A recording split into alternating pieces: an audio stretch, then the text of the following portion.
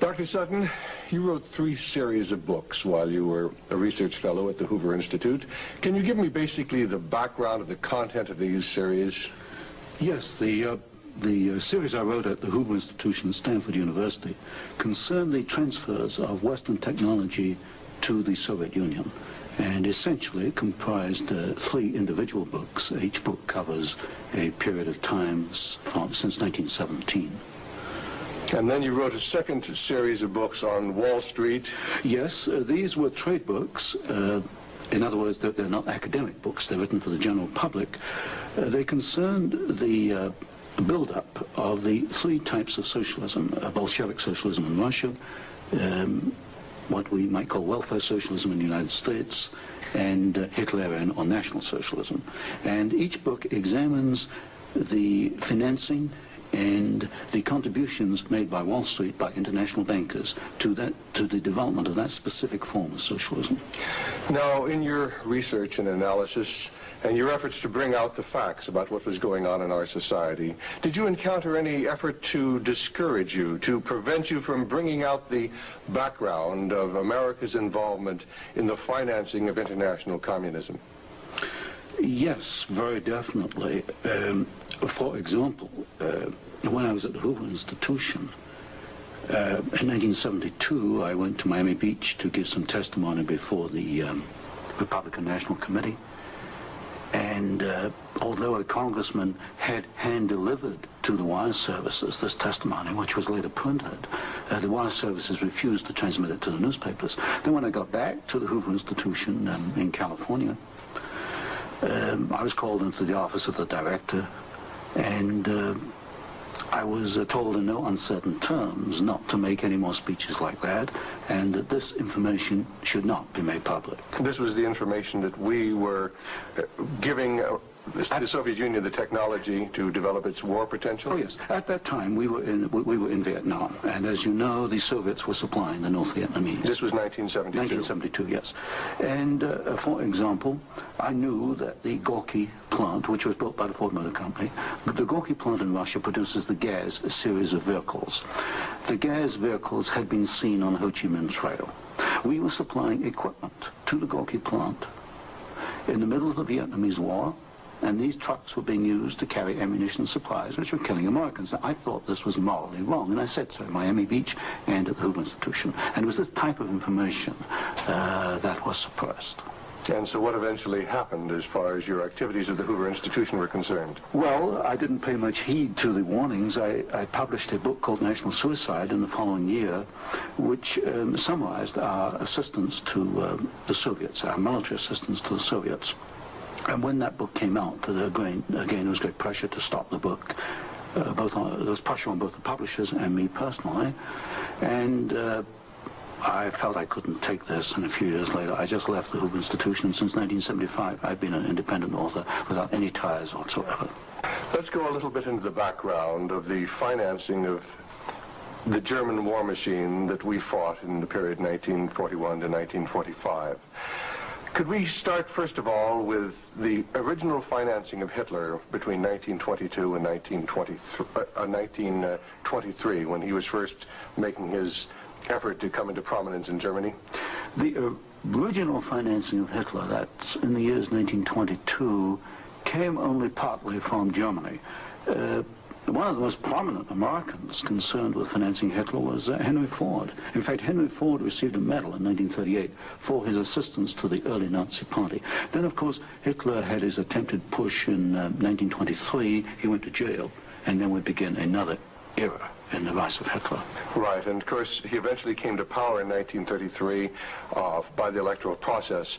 What about the financing of Hitler's electoral activities in 1933? This I can trace, I have traced it very exactly. I discovered amongst the Nuremberg records a series of bank transfer slips to the Delbrück-Schickler Bank in Berlin to an account which was under the control of Rudolf Hess. And this was the fund that was used to finance Hitler's access to power in March 1973. And amongst the corporations that transferred money to Hitler, I find not only R.G. Farben, which is quite widely known, but also German General Electric, AEG, which is under the control of General Electric in the United States, or was at that time, and companies like Osram and... Now, what was the tie-in between Osram and General Electric? The tie-in was a share tie-in. International General Electric in the United States had controlling interest in German General Electric, and also through share interlocks, a controlling interest in Osram in Germany. So then we have Ford and we have General Electric helping to finance Adolf Hitler's rise to power. Were any other large American corporations involved? Very definitely. Standard Oil, through its technical association with IG Farben, for example, Germany could not have gone to war in 1939 without tetraethyl. You need tetraethyl to raise the octane value of aviation gasoline. Germany had no means of doing that. This was developed in the ethyl laboratories in the United States and transferred to the Germans. Standard Oil came up with the hydrogenation idea, which was very essential for Germany in the 1930s, because to raise the quality of its gasoline for aviation purposes. This was transferred to the Nazis. And ITT, for example, International Telephone and Telegraph, was very intimately associated with the Nazis through Dr. Schroeder, who was head of the ITT subsidiaries in Germany. And ITT controlled companies which made not only electrical instruments, but also the Focke-Wulf plant, which made airplanes, fighter airplanes. So what you're suggesting then is that American corporations were helping to finance the German industry that was building up the war potential? American corporations, only a few, not many, financed Hitler through their subsidiaries. They transferred technology. They transferred material assistance, for example, stocks of tetraethyl before the Germans could manufacture it under the joint manufacturing agreement with the United States. And also they financed this. For example, Standard Oil financed in 1933 the development of the gasoline industry in Germany, which was needed to fight World War II. And that's a very interesting point. Could you go a little bit into the background of where Germany got its oil to fight the Second World War? Because certainly Germany doesn't have oil resources. Germany does not have oil resources, that's true. It used in World War II synthetic oil, which it got from coal. And the basic technical processes for the development of oil from coal came from the United States, from essentially from the Standard Oil laboratories, which had this technical assistance agreement with IG Farben. And of course IG Farben contributed something like 60% of the explosives needed by the German Wehrmacht, probably about 40–50% of the gasoline needed by the Wehrmacht and by the German Air Force, the Luftwaffe. And was there a definite interlock between IG Farben and Standard Oil? The interlock was at the technical level, the exchange of patents. It was through a financial technical assistance agreement. There were other interlocks with the United States through a subsidiary, IG Farben, in the United States. But with Standard Oil, the interlocks at the technical and financial level. And is it a fact, it's been stated, that there were members of the board of directors of Standard Oil who were also on the board of directors of American IG Farben?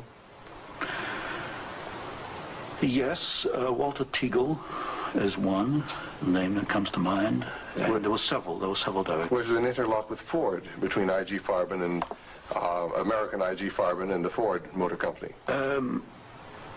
Not that I can recall, not offhand. Not offhand. So basically what we're seeing then is American industry helping to provide the technology, helping to provide the finance, helping to provide the material that is going to allow Hitler to create his war machine. Yes, that is correct. That is correct. Now, in your book, Wall Street and the Rise of Hitler, you talked about the bombing patterns during the Second World War, and the fact that it was amazing that there were certain factories that were not bombed, whereas the majority of the German factories were decimated, German-owned factories. There were certain factories that tied into this interlock we've already alluded to, that for some strange reason seemed to escape the devastation of our saturation bombing. In World War II, the German electrical industry was or should have been a prime target for Western bombing. But in practice, the German General Electric plants were not bombed. Of the 10 major plants, not one was bombed, and a half a dozen others had trifling damage, broken windows, that kind of thing. So what we have here is a very interesting case of an industry which should have been bombed in World War II, but was not bombed, and yet we have American ownership, which raises a certain amount of suspicion as to why it was not bombed. But as far as the German-owned electrical companies, did they undergo a rather heavy bombing? I took a look at that. The Siemens plant, for example, they were bombed. There's no question. But the industry was not targeted as a general target. So Siemens, for example, was not bombed as heavily as, say, tank plants or aviation plants, that kind of thing. You mentioned the Ford plant in Cologne. Was this a prime military target? The Ford plant in Cologne should have been a prime military target. For example, the British Air Force, the Royal Air Force, did bomb the Ford plant at Poissy in France. But the Ford plant in Cologne, which was by far the largest Ford plant in Germany, was not bombed in World War II. But did our military planners intend to bomb it? In other words, was it on the aiming report? Well, I did look at the aiming reports for the plants in Cologne. Ford was known about. They knew that it was producing equipment for the Wehrmacht. But it was not bombed. It was scheduled as a target, but it was not bombed. So somewhere along the line, as far as the planning was concerned, the name of the Ford motor plant in Cologne was deleted, and yet the city of Cologne itself was totally decimated. The city of Cologne was decimated, as of course many other cities in Germany were decimated. But somewhere along the line, something happened. I suspect it was in the aiming committees, and without question, orders were sent out not to bomb certain targets, even though these were prime military targets. And that's rather reminiscent of some of the orders that went out during the Korean War, some of the orders that went out during the Vietnamese War to leave specific targets within the enemy's domain untouched by our strategic bombing. I understand that was so, although I've not investigated it. Now, in your book, Wall Street and the Rise of Hitler, there was one very interesting section about a special fund that Heinrich Himmler had, and the funneling of money from German corporations into this fund, even up into the years 1943 and 1944. And many of these corporations had strong ties into the American corporations, into the American parent corporations. Could you tell us a little bit about the Kepler Fund? The Kepler Fund was also known as the Konto S Fund. It was what we might call Heinrich Himmler's personal slush fund. He used it for his own personal projects. And what amazed me was both in 1933 and in 1944, the 2 years for which I examined the records, over half the funds came from American corporations. For example, in 1933, ITT, Standard Oil, General Electric, and possibly Osram were contributors. Even in 1944, in the middle of World War II, we find that ITT was funneling funds to Heinrich Himmler's fund through Schroeder, who was the chairman of the ITT subsidiaries in Germany. We also find that Depag, the Standard Oil subsidiary in Germany, was financing Heinrich Himmler, and this was in the middle of World War II. Now, were these facts ever brought out at the Nuremberg hearings? They were never brought out at the Nuremberg hearings, although the documents do exist within the files, within the records. They have not been published, as far as I know. And you actually had access to these records? Yes, there's some 400 tons of these records available, and many of them were at the Hoover Institution, or copies were at the Hoover Institution, and that's where I found the original documentation. I think it's a tragic part of our history when the American public doesn't realize the interplay then between great American corporations and the financing, the funding of the Nazi movement. Now, I wanted to talk just a little bit about the Nuremberg trials, because at the Nuremberg trials, the Nazis, the Nazi war criminals, the Nazi generals were held specifically guilty for what transpired. Were there any Americans involved? Were any Americans indicted? Were any Americans convicted as far as the financing of the Nazi war movement? Very definitely not. I looked at the criteria for what we might call war crimes under the Nuremberg Tribunal. And there's no question in my mind that certain Americans well fitted the criteria which required indictment and trial. But no Americans were ever brought to trial. Do you think there was any conscious effort to conceal this fact, both from the Nuremberg War Tribunal and from the American public? Well, there was a conscious effort in the fact that these businessmen were very prominent in stating in 1946 that they had no knowledge of what Hitler was doing, and yet they were intimately involved with the build-up with Hitler. I suspect that this was not published in the media at the time, although I've not checked that. But certainly the role of American corporations and American businessmen in aiding Hitler has not been published. Now, what about the actual financing? What about the loans from large American banks, from large British banks, to Hitler's government in that period between 1933 and 1939, when Hitler was preparing for war? Well, you've got to go back a little earlier and look at what are known as the Young loans, which were very important because I think they brought about the economic collapse of Germany in 1933. That was the Young plan. But this was Owen Young, who was, of course, chairman of General Electric. Here we got a man who actually made the loans as an officer of the United States government, which brought about the collapse of Germany in 1933, enabling Hitler to take over.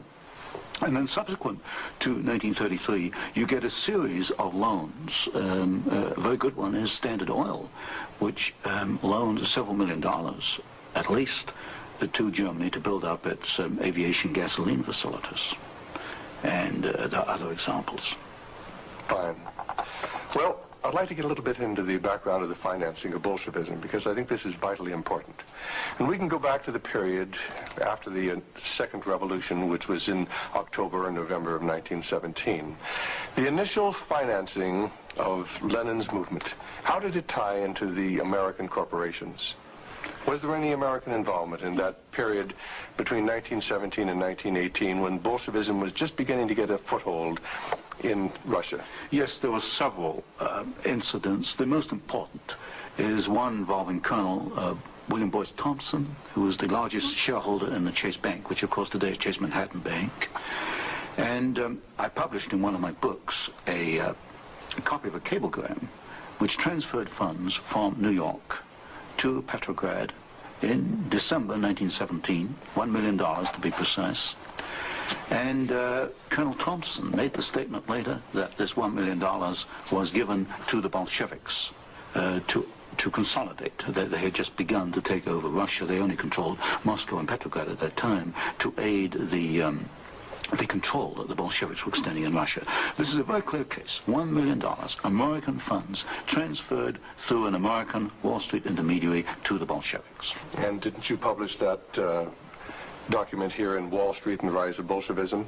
I published two statements. One is a copy of the cablegram, and the other is a copy of the news clip of the statement made by Colonel Thompson at that time that he had made this contribution. Now, why would an American capitalist, an American financier, help to aid Bolshevism? The only answer, and of course this puzzled me for years, you know, why? Because we understand there to be an opposition. And the only answer I can come to is one of captive markets. The United States did not want another United States in the world. And of course, if you look at the world map, Russia is 2 or 3 times larger than the United States. Imagine this as another United States, as another competitor to the United States. What the United States wanted, or Wall Street wanted, was a captive market. And of course, socialism is a captive market because my earlier studies at Stanford University have brought out the fact that a socialist system cannot innovate. It's got to import innovation and technology from the West. And so I think the aim behind this was to encourage the development of Marxism and other types of socialism, because this would give these Wall Street bankers control of a world market, a captive market. At the end of the First World War, Russia was devastated by famine, and America sent a relief mission. It was the Hoover mission. Do you know any of the facts surrounding the activities of the Hoover Commission? Well, there's no question that in 1922, 1923, Russia was finished. Industrial output was perhaps 8 or 10%. of 1913 figures, and people were starving by the hundreds of thousands. And the Hoover mission was organized, of course, to send aid to Russia. But most of the aid went to the Bolsheviks, who controlled really quite a small part of Russia at that time. Only a very small part of the aid went to the White Russians or to the Far East. And then after 1922 and 1923, Lenin instituted something known as the New Economic Policy, or this series of 5-year plans. Can you tell us about the 5-year plans and the part that the major American corporations, major world corporations, played in building up the Soviet Union? Well, there are two separate phases here. The new economic policy was started in 1923 by Lenin, and I found, and I published this in my first book from Stanford, that every single Russian industry was rebuilt or restarted by foreign corporations, mostly German, British, French, and American. By 1928, Russia was back to approximately its 1913 in industrial output. And at that point, she began to think of these grandiose 5-year plans. And in 1928, Gosplan, which is the Russian government planning commission, actually designed an initial 5-year plan, but this was thrown out, it was inadequate, and American corporations were were brought into Russia. And the first 5-year plan and the second 5-year plan were actually designed in the United States by American corporations. And what were these corporations? Which ones specifically were involved? The design of the first 5-year plan was by a corporation probably not known to most Americans, Albert Kahn. But Albert Kahn was the foremost industrial architect in the United States. And Albert Kahn laid out the basics of the first 5-year plan for the Soviets.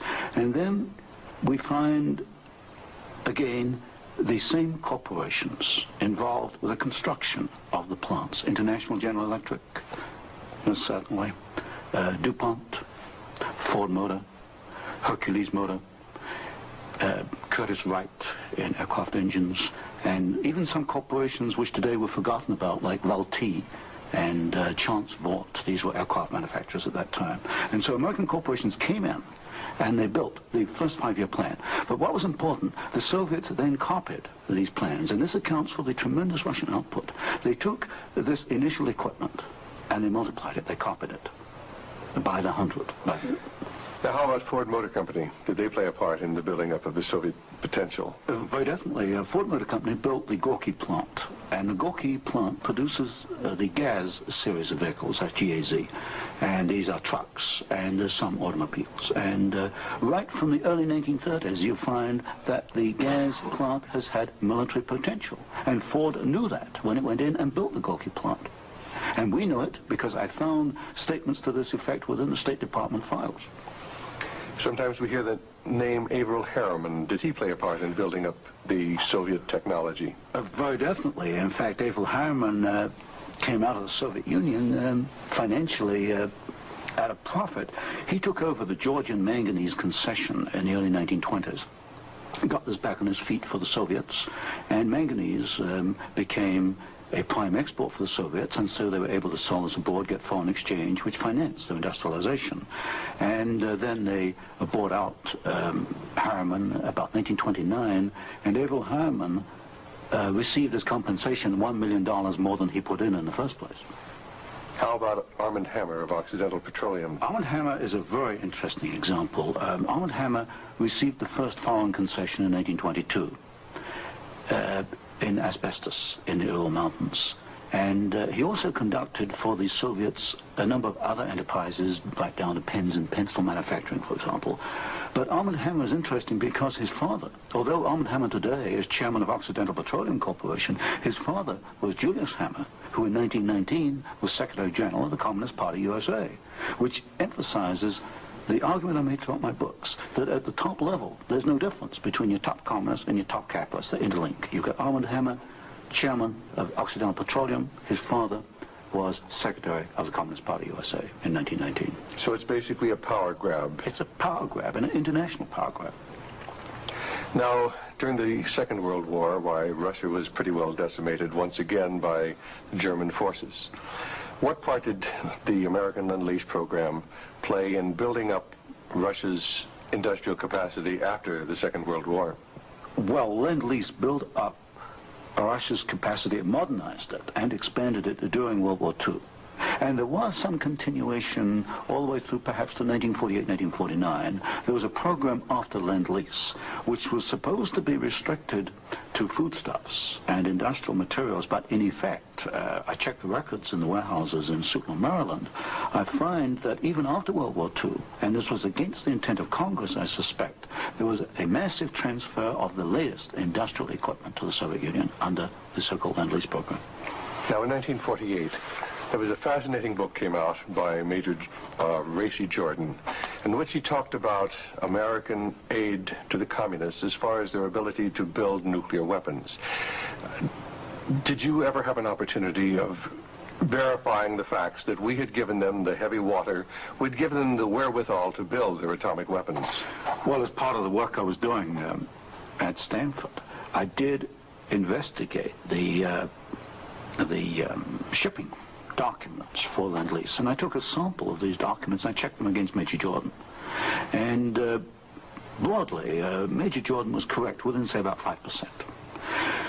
And Major Jordan, of course, made the charge that we had shipped materials to the Soviets, 1944, 1945, which were later used in their atomic program. There is no doubt he is correct.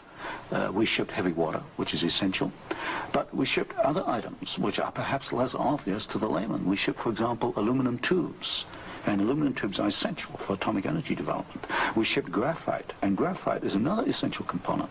So generally, as far as I could check, and I checked the original government Lend-Lease document, General Major Jordan was correct. Now, as the years have gone by, of course, we see a growing Soviet nuclear threat. The Soviets now have MIRV missiles. Mm-hmm. Can you give a little of the background on how the Soviet Union, which really didn't have the technology to develop those MIRV missiles that threaten our cities today, how were they able to develop the MIRV capacity? Well, you've got to go back and look at how the Russians were able to develop a rocket, space technology anyway. What they did after World War II was American forces were held back for a while the Soviets occupied East Germany. They stripped East Germany. They took back the latest of the V-2 rocket technology from Peenemünde and other places. And the V-2 became the basis of the Russian space technology. Now, if you skip the intervening years, you will find when you come to the early 1970s that the Russians did not have the capability to MIRV their missiles. And in particular, they lacked the ability to produce the very precision, micro-miniature ball bearings that are needed for the control systems. There was only one company in the world, Bryant, Chuck and Grinder, which could make the machinery which machines the races within which these ball bearings run. And without those races, you just cannot make MIRV missiles in any quantity. You can make one off, but not in quantity. Bryant, Chuck and Grinder was allowed to ship to the Soviet Union 45 of these machines at a time when we only had 33 in the United States. But wasn't there any objection to doing this? I objected at Miami Beach in 1972. Other people objected, but the objections were squashed. And predominantly at fault here is Henry Kissinger and the incoming administration, the incoming Nixon administration. This was known, I'm sure it was known in DOD. If I knew it, then certainly DOD knew it. But the objections were squashed, and there was suppression of the information. And so once again we see America building up the military capacity, the nuclear threat from the Soviet Union. Well, this goes, when you talk about MIRVing of missiles, you're talking about a quantum jump in your military technology. Now, I'm not a military man, but to me, the ability to do that is a massive leap forward, and we enabled them to do it, and we did it knowingly and deliberately. During the Vietnamese War, the Soviet Union and the Eastern European satellites were the primary suppliers of war materials to the North Vietnamese who were killing American boys in South Vietnam. Would you comment on our aid and trade with the Soviet Union and with the Eastern European satellites during that period of time? Well, there's no question that the Soviets were the prime suppliers of military equipment and supplies to the North Vietnamese. Let me give you an example. the American pilots, as they flew over the Ho Chi Minh Trail, described the trucks that they were seeing as American trucks. Well, they were American trucks because they came from the Gorky plant, and Gorky was built by Henry Ford. And so you have the situation where we were, in effect, supplying both sides in the Vietnamese War. But the trucks were being built by the Soviet Union. However, were they getting any materials from the United States to help build those trucks? Yes, in the early 1970s, I know specifically of shipments of equipment into the Gorky plant while the war was going on, which in effect were aiding the Soviets to build more trucks to be used by the North Vietnamese. How about loans? Was America extending loans to the Soviet Union during this period when they were the primary financiers of the North Vietnamese? Yes. Beginning about 1970, there was a massive grant of loans to the Soviet Union. I'd say by about 1976, it must have totaled perhaps $40 billion outstanding. And so this, of course, these loans were used to enable the Soviet Union to purchase industrial equipment in the United States, and this industrial equipment was used to manufacture, in part, military supplies which were used against us in Vietnam. How about Russian shipping that was being used to ferry supplies to North Vietnam? Shipping is a very interesting example because the Soviets published a shipping register, about 6,000 ships, and I analyzed every one of these ships, both the origin of the technology of the ship itself, the hull, and the engine. Most of them are marine diesel engines. And I find that 60% of the Soviet merchant marine, which of course has military usefulness, 60% was built abroad. Only 40% in the Soviet Union, and that largely to Western design. But when you come to marine diesel engines, you find something really fascinating. You find that 80% of the marine diesel engines in Soviet merchant ships are Western engines, Burmeister and Wain of Copenhagen, Sulzer of Switzerland, Fiat of Italy, because that name has come up before. But the other 20% of marine diesel engines built in the Soviet Union are built to Western design under technical assistance contracts from Sulzer and Burmeister and Wain. So in effect, there could be no Soviet merchant marine without assistance from the West. How about the building of the Kama River plant? Kama River was built in the late 1960s, early 1970s. The basic design contract was let to the Italian firm of Fiat. Giovanni Agnelli is the chairman of the board. And this is important because Agnelli is tied in with Chase Manhattan Bank. He's on the International Advisory Committee of Chase Manhattan. What caught my attention was that Fiat does not manufacture automobile manufacturing equipment. All the Fiat plants in Italy contain American equipment. And what I found was that the equipment was coming, perhaps about 60-70% of it, from the United States, from major automobile equipment suppliers in the United States. I think it was known as the Fiat plant as a cover to perhaps divert attention from the fact that during the Vietnamese War, we were building the largest plant in the world. It covers 36 square miles. We were building for the Soviets, with American equipment, the largest plant in the world. And so it was called the Italian Fiat plant, and I think this was a blind. And so they were building their trucks and armored personnel carriers and other things that could be used then for warfare in South Vietnam? We knew that the Kama plant had military potential. In 1972, I wrote it in National Suicide. I said as much in Miami Beach in 1972. This plant has military potential. It can produce military vehicles. We knew it. And of course today in Afghanistan we find that the Kama vehicles are there in Afghanistan today from the Kama plant built by American and Italian companies. And it was after you brought out this information that efforts were made to suppress your book, National Suicide, and your other studies? Yes, because I was bringing out the fact that the Kama River plant had military potential, that we were moving the missiles with the Bryant chucking grinder equipment, and of course other facts along these lines. And what sort of pressure was brought to bear upon you? What sort of pressure was brought to bear upon the publisher of your book, National Suicide? There was pressure on the publisher to prevent publication, to stop publication. He refused to do so. There's pressure brought upon me first to withdraw the book, and then a rather deceitful sort of pressure. It was claimed at the Hoover Institution that I had plagiarized Volume 3 of my Western Technology series, which was being published by Stanford University. Well, firstly, I challenged them to point out the plagiarization, and nobody could find even two sentences that matched up. But then I pointed out that I cannot plagiarize my own work. I hold the copyright on both books, and nowhere in the world can I plagiarize myself. That's a logical impossibility. And then gradually it built up over the following years that my research was perhaps going a little out of what was perhaps required or welcome would be a better word, and it should be confined within more narrow boundaries. And at that point in 1975 I left the Hoover Institution, and since then I've become an independent author, and I can publish what I want to publish. Do you know of any other instances where efforts were made to suppress publication of books through the Hoover Institute? I know of one example, one I was personally aware of, and that was Julius Epstein's book on Operation Keyhole, which is a very important book on the treatment of Russian prisoners of war in Germany after World War II. This book was in manuscript for several years, and he was not allowed to publish it. I heard that firsthand from Julius. Right, and eventually it was, of course, brought out. It was at a later point. Now, another example I can give is my own Western Technology series. The third volume of that was held in galleys for 1 year. Now, it costs a lot of money to hold a book in galleys, because when a book is in galleys, you want to get it out on the market to start recouping your investment. That book was held in galleys for 1 year because it was not politically wise or acceptable to publish it at that time, even though it was an academic book. Now, you've done some fascinating studies on the Trilateral Commission. Can you tell us about the Trilateral Commission?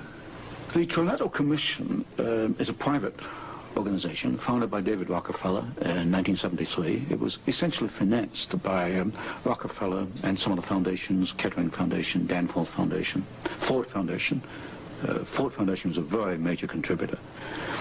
And the stated objective is to encourage discussion amongst what they call the trilateral regions. I should point out that of the 300 members, 1/3 come from the United States, 1/3 from Japan, and 1/3 from Europe.